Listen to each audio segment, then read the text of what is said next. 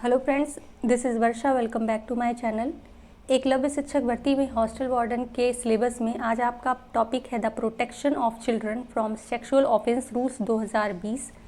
इससे पहले पॉक्सो अधिनियम 2012 करा दिया गया है। उसका वीडियो भी जो है वो शेयर कर देंगे टेलीग्राम चैनल पर भी और डिस्क्रिप्शन बॉक्स में भी, तो उसे ज़रूर देख लीजिएगा। चैनल पर नए हैं तो प्लीज़ चैनल को लाइक, शेयर एंड सब्सक्राइब ज़रूर करें, जिससे वीडियो जो है वो ज़्यादा से ज़्यादा लोगों तक पहुँच पाए। ठीक है, तो स्टार्ट करते हैं वीडियो। सबसे पहले है इंट्रोडक्शन कि ये है क्या।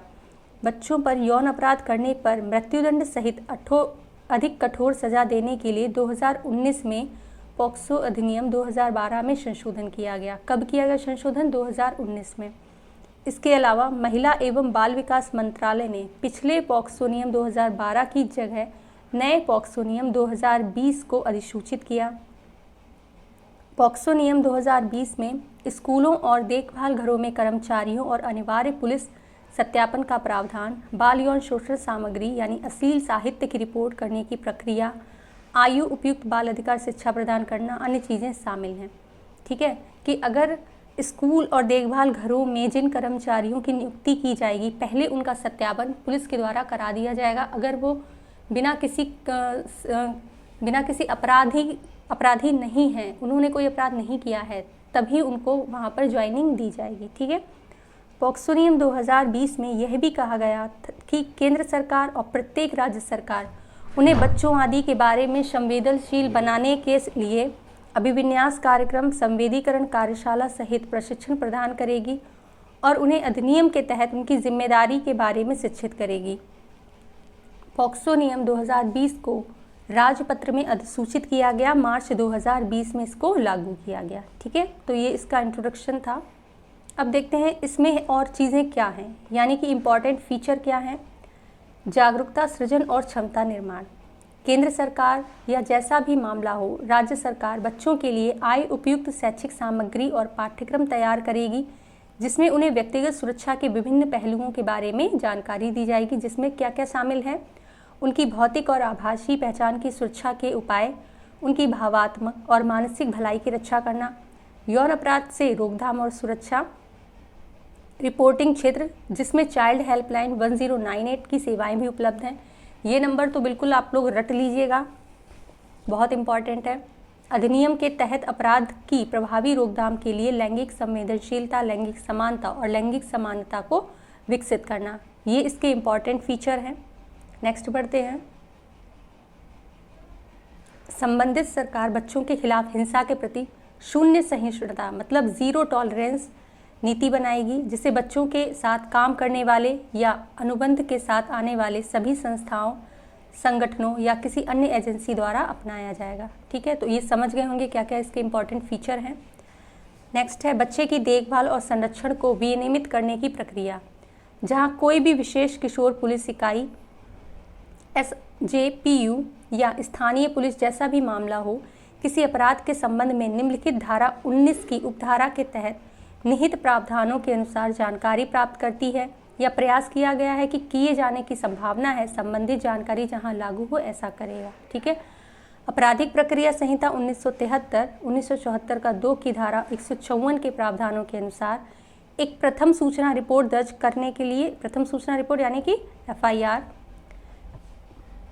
दर्ज करने के लिए आगे बढ़ें और उपधारा के अनुसार ऐसी रिपोर्ट बनाने वाले व्यक्ति को उसकी एक प्रति निःशुल्क रिपोर्ट प्रदान करें। ठीक है, मतलब जो FIR है उसकी कॉपी भी FIR करने वाले को दी जानी चाहिए। जहां बच्चे को अधिनियम की धारा 19 की उपधारा 5 के तहत या इन नियमों के तहत वर्णित आपातकालीन चिकित्सा देखभाल की आवश्यकता है, उन्हें नियम 6 के अनुसार बच्चे को ऐसी देखभाल तक पहुंचने की व्यवस्था करें। मतलब अगर बच्चा ज़्यादा परेशान है, उसको मेडिकल इमरजेंसी की ज़रूरत है, तो पुलिस की जिम्मेदारी बनती है कि FIR होने के तुरंत बाद उसको मेडिकल इमरजेंसी की सुविधाएं जो है वो दी जाएं। ओके, नेक्स्ट है अधिनियम की धारा 27 के अनुसार बच्चे को चिकित्सीय परीक्षण के लिए अस्पताल ले जाएं। सुनिश्चित करें कि फॉरेंसिक परीक्षण के उद्देश्य से एकत्र किए गए नमूने तुरंत फॉरेंसिक प्रयोगशाला में भेजे जाएं। बच्चे और बच्चे के माता पिता या अभिभावक या अन्य व्यक्ति जिस पर बच्चे को भरोसा है, उसे परामर्श सहित सहायता सेवाओं की उपलब्धता के बारे में सूचित करें और उन व्यक्तियों से संपर्क करने की उनकी सहायता करें जो इन सेवाओं और राहत प्रदान के लिए जिम्मेदार हैं। ठीक है, मतलब जो भी सरकार ने या जो भी उस जिले के लोगों ने जिनको भी इन कामों के लिए, इन अपराधों के लिए जिम्मेदार बनाया है रोकथाम के लिए, तो उन तक उस बच्चे की मदद को, उस बच्चे को पहुंचाया जाए। ठीक है, अधिनियम के धारा 40 के अनुसार बच्चे और बच्चे के माता पिता या अभिभावक अन्य व्यक्ति को सूचित करें जिस पर बच्चे को भरोसा हो और विश्वास हो। बच्चे को कानूनी सलाह और सलाह लेने का अधिकार है, वकीलों द्वारा प्रतिनिधित्व करने का भी अधिकार है। ठीक है, कि कोई भी अगर इस तरह की घटना हो जाती है तो बच्चे को लीगल एडवाइस दिलानी होगी। ये धारा 40 में वर्णित है। नेक्स्ट है दुभाषीय अनुवादक, विशेष शिक्षक, विशेषज्ञ और सहायक व्यक्ति। मतलब प्रत्येक जिले में जिला बाल संरक्षण इकाई DCPU, ये जो फुल फॉर्म है इनको भी याद रखिएगा। अधिनियम के प्रायोजन के लिए दुभाषीय अनुवादक, विशेषज्ञों, विशेष शिक्षक और संयोजक व्यक्तियों के नाम, पते, अन्य संपर्क विवरण के साथ एक रजिस्टर बनाए रखेगी और यह रजिस्टर उपलब्ध कराया जाएगा जब भी आवश्यक हो SJPU, स्थानीय पुलिस मजिस्ट्रेट और विशेष न्यायालय को। ठीक है, नेक्स्ट है चिकित्सा सहायता और देखभाल। जहां SJPU या स्थानीय पुलिस के किसी अधिकारी को अधिनियम की धारा 19 के तहत सूचना मिलती है कि अधिनियम के तहत कोई अपराध किया गया है और संतुष्ट है कि जिस बच्चे के खिलाफ अपराध किया गया है उसे तत्काल चिकित्सा देखभाल की आवश्यकता है और सुरक्षा, ऐसा अधिकारी या जैसा भी मामला हो, स्थानीय पुलिस ऐसी सूचना प्राप्त होने के 24 घंटों के भीतर ऐसे बच्चे को आपातकालीन चिकित्सा देखभाल के लिए निकटतम अस्पताल या चिकित्सा देखभाल सुविधा केंद्र में ले जाने की व्यवस्था करेगी। मतलब धारा 19 के तहत ये बताया गया कि SJPU या स्थानीय पुलिस को जब इस तरह की घटना के बारे में जानकारी मिलती है तो 24 घंटे के अंदर ही उस बच्चे का या जिसके साथ भी अपराध हुआ है उसका 24 घंटे के अंतर्गत चिकित्सा उनको मिल जानी चाहिए। ठीक है, बशर्ते कि जहां अधिनियम की धारा 3, 5, 7 या 9 के तहत कोई अपराध किया गया हो तो पीड़ित को आपातकालीन चिकित्सा देखभाल के लिए भेजा जाएगा। तो ये जो धाराएं हैं उनको याद रखिएगा आप लोग कि धारा 19 के तहत क्या है और 3, 5, 7, 9 में क्या क्या वर्णित है। कानूनी सहायता एवं assistant, legal aid and assistant. देखिए CWC कानूनी सहायता और सहायता के लिए जिला कानूनी सेवा प्राधिकरण, इसके बाद DLSA के रूप में संदर्भित को सिफारिश करेगी। कानूनी सेवा प्राधिकरण अधिनियम 1987 की धारा 39 के प्रावधान के अनुसार बच्चे को कानूनी सहायता और सहायता प्रदान की जाएगी। ठीक है, अधिनियम के कार्यान्वयन की निगरानी राष्ट्रीय बाल अधिकार संरक्षण आयोग NCPCR या राज्य बाल अधिकार संरक्षण आयोग SCPCR जैसा भी मामला हो, बाल अधिकार संरक्षण अधिनियम 2005 के तहत उन्हें सौंपे गए कार्यों के अतिरिक्त कार्य होगा। 2006 का 4 अधिनियम ये प्रावधान के कार्यान्वयन के लिए महत्वपूर्ण कार्य करते हैं। ठीक है, मतलब केंद्र से संबंधित अगर कोई समस्या है तो NCPCR इसके लिए देखेगा, प्रावधान करेगा, और अगर स्टेट से संबंधित कोई समस्या है तो वो SCPCR करेगा। पहले स्टेट से संबंधित ही समस्याएं होती हैं, राज्य में ही समस्याएं होती हैं, SCPCR उसके लिए देखेगा। अगर SCPCR काम नहीं कर पा रहा है सही से तो फिर वो केंद्र सरकार के अंतर्गत प्रावधान किया जाएगा कि क्या अपराधी को सज़ा मिलेगी और क्या नहीं मिलेगी। ठीक है, नेक्स्ट बढ़ते हैं। विशेष राहत क्या क्या है। भोजन, कपड़े, परिवहन और अन्य आवश्यक ज़रूरतों जैसी आकस्मिकताओं के लिए प्रदान की जाने वाली विशेष राहत के लिए बाल कल्याण समिति CWC किसी भी व्यक्ति को उस स्तर पर आवश्यक राशि के तत्काल भुगतान की सिफारिश कर सकती है। निम्न में से किसको सिफारिश करेगी वो देख लेते हैं। जिला कानूनी सेवा प्राधिकरण DLSA धारा 357A के तहत ऐसे फंडों में से DCPU को राज्य द्वारा अपने निपटान में रखा जाता है, या किशोर न्याय, बच्चों की देखभाल और संरक्षण अधिनियम 2015, 2006 की क्लॉज 2 की धारा 105 के तहत बनाए रखा गया धन, इन सभी में बच्चे को भोजन, कपड़े और परिवहन और जो भी उसकी ज़रूरतें हैं वो सारी चीज़ें मुहैया कराई जाएंगी। ठीक है, ऐसा तत्काल भुगतान CWC से अनुशंसा प्राप्त होने के 1 सप्ताह के भीतर किया जाएगा। ठीक है, कि पहले CWC से इस चीज़ की परमिशन ली जाएगी जब CWC परमिशन दे देती है उसके 1 सप्ताह के अंदर ये जो 1, 2, 3 आपके पॉइंट दिए गए हैं, यहाँ से धन लेकर बच्चे की ज़रूरत को पूरा किया जाएगा। ठीक है, नेक्स्ट बढ़ते हैं। मुआवजा। विशेष अदालत उचित मामलों में स्वयं या बच्चे द्वारा उसकी ओर से दायर आवेदन पर पहले पंजीकरण के बाद किसी भी स्तर पर राहत या पुनर्वास के लिए बच्चे की ज़रूरतों को पूरा करने के लिए अंतरिम मुआवजे के लिए आदेश दे सकती है। सूचना रिपोर्ट बच्चे को दिया गया ऐसा अंतरिम मुआवजा अंतिम मुआवजे यदि कोई हो के विरुद्ध समायोजित किया जाएगा। राज्य सरकार ऐसे आदेश की प्राप्ति के 30 दिनों के भीतर विशेष गणना द्वारा आदेशित मुआवजे को भुगतान करेगी। ठीक है, किसी बच्चे से संबंधित अश्लील सामग्री की रिपोर्टिंग।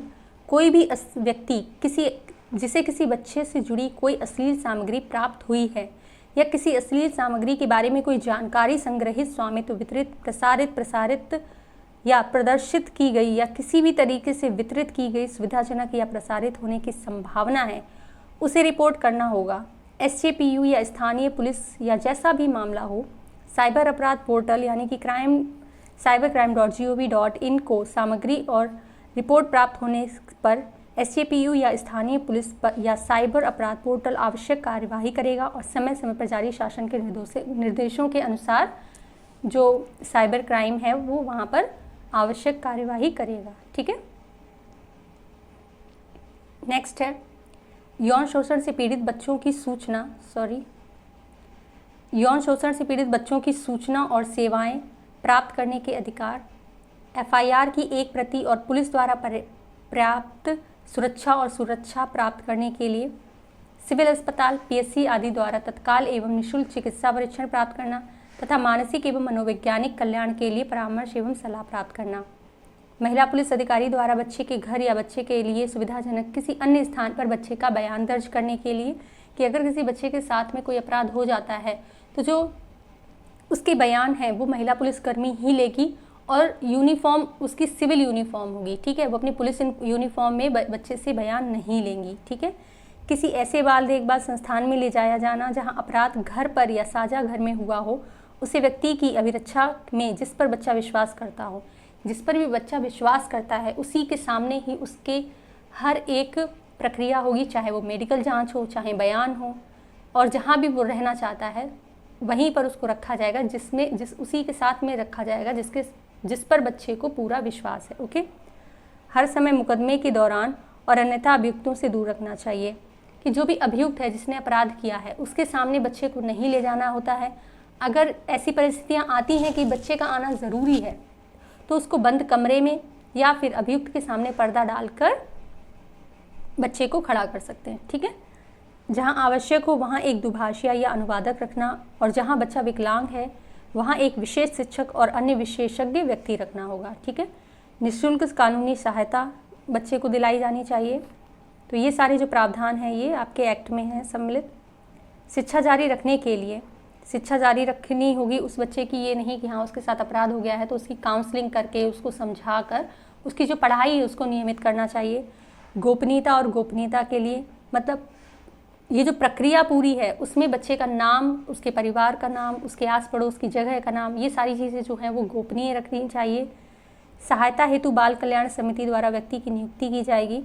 जिला मजिस्ट्रेट और पुलिस अधीक्षक सहित महत्वपूर्ण संपर्क नंबरों की सूची जो है वो माता पिता को प्रोवाइड कराई जाएगी। ठीक है, अब ये देख लेते हैं रद्द करना। यौन अपराधों से बच्चों का संरक्षण नियम 2012 को इसके द्वारा निरस्त किया गया कि ऐसे निरसन से पहले किए गए या किए जाने से छूटे हुए कार्यों के संबंध में अपेक्षा की जाती है। मतलब आपने देखा होगा कौन कौन से चेंजेस 2012 से लेकर 2019 में हुए हैं, तो इन दोनों को ही पढ़ना होगा। ये नहीं कि हाँ 2020 वाला ही अब पढ़ लेते हैं 2012 का क्या काम। तो ये POCSO act 2012 and POCSO act 2019 ये दोनों ही अच्छे से पढ़ लीजिएगा, समझ लीजिएगा। ठीक है, तो आई होप जो वीडियो है वो आपको अच्छी लगी होगी। कोई भी डाउट या सजेशन है तो प्लीज़ कमेंट बॉक्स में कमेंट ज़रूर करिए। इस वीडियो का PDF आपको टेलीग्राम चैनल पर प्रोवाइड करा दिया जाएगा। Thank you so much for watching.